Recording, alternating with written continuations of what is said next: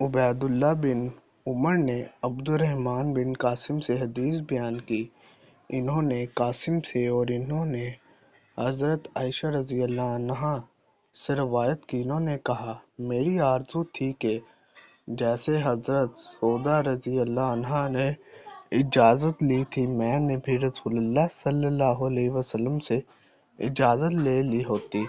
میں بھی صبح کی نماز منع میں ادا کیا کرتی اور لوگوں کے منع آنے سے پہلے جمرہ عقبہ کو کنکریاں مار لیتی۔ حضرت عائشہ رضی اللہ عنہا سے کہا گیا کیا حضرت سودا رضی اللہ عنہا نے اجازت لی تھی؟ انہوں نے کہا ہاں، وہ بھاری کم حرکت کر سکنے والی خاتون تھی، انہوں نے رسول اللہ صلی اللہ علیہ وسلم سے اجازت مانگی تو آپ نے انہیں اجازت دے دی۔